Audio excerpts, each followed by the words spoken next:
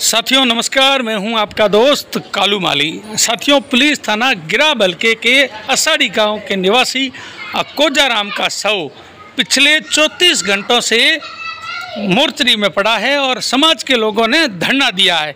और समाज के लोगों ने क्या कहा है वो आप सुने। बिल्कुल, सरकार नाम की कोई चीज राजस्थान में है ही नहीं, और जो लोग सरकार के चमचे हैं मैं उनको कहता हूँ वो डूब के मरे।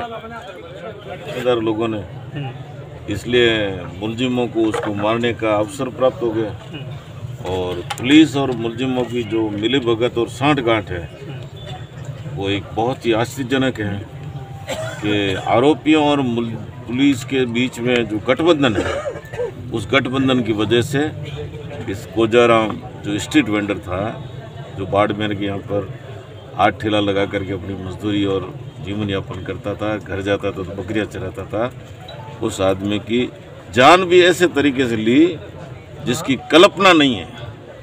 सरियों से, लाठियों से उसको पीटा, और उनकी बेटियों के सामने, 2 बेटियां 16-16 साल की, उनके सामने उनको पीटा, और पीटने के बाद में वो तड़पता रहा, किसी आदमी को पास नहीं आने दिया, और कहा कि अगर जो इसके पास में आएगा उसको हम लोग जो है इसी कोजिए डेढ़ की तरह मारेंगे।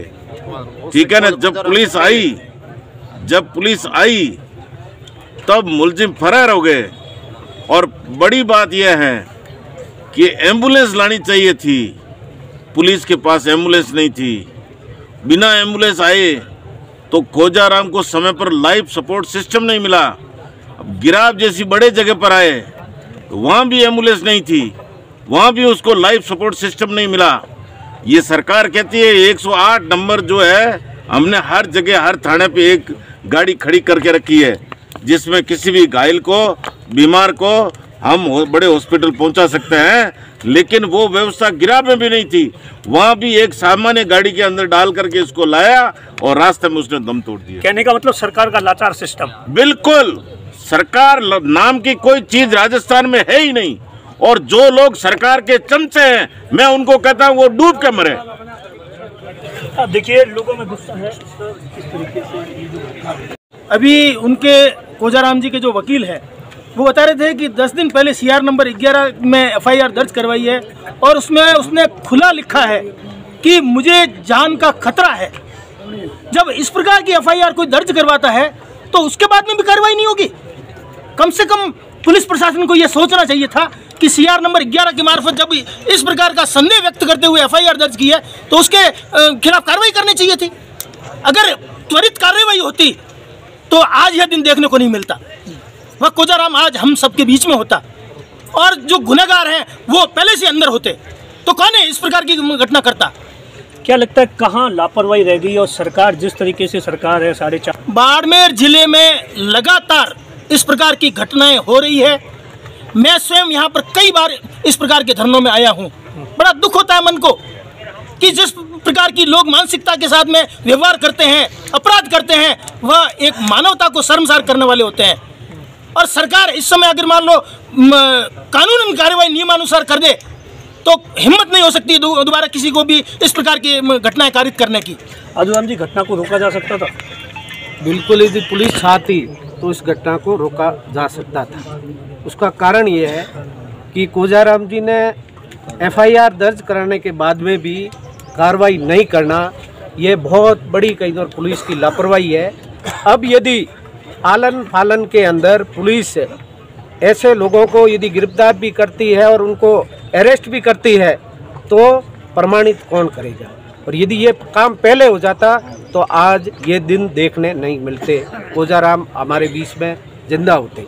अब देखिए कुछ और लोगों से भी अब सब बहुत बुरे हैं। आए दिन इस तरह से घटनाएं होती है, और जिस तरह से कोजाराम की जो दर्दनाक, एक शर्मनाक मौत हुई है, इसके तो हम बात करते या जिस तरह से सुनते हैं या वारदात सुनते तो हमारे खुद के रोंगटे खड़े हो जाते हैं। और उसका प्रत्यक्ष उदाहरण हमारी ये जो जिस तरह से दर्द छलक रहा है लोगों में, एक जिस परिवार में इस तरह से बना अनहोनी हुई है, वो ईश्वर करे किसी से।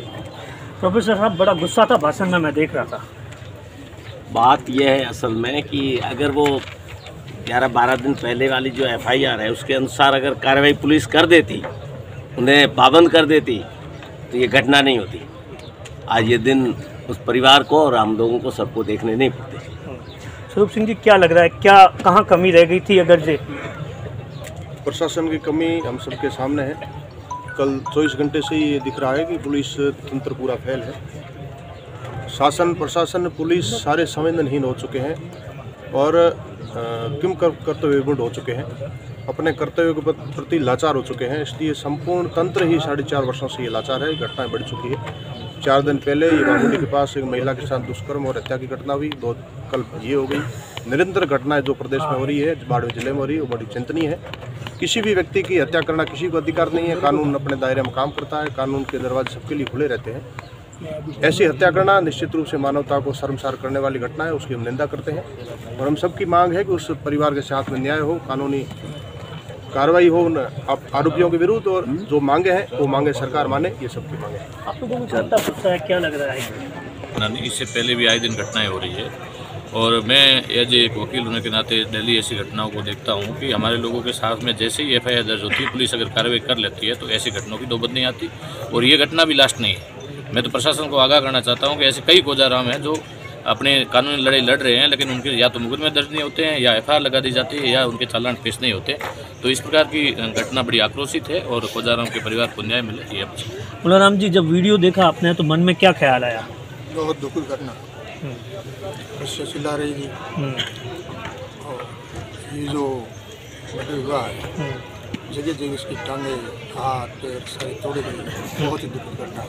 हम सब इसकी निंदा करते हैं। अब देखिए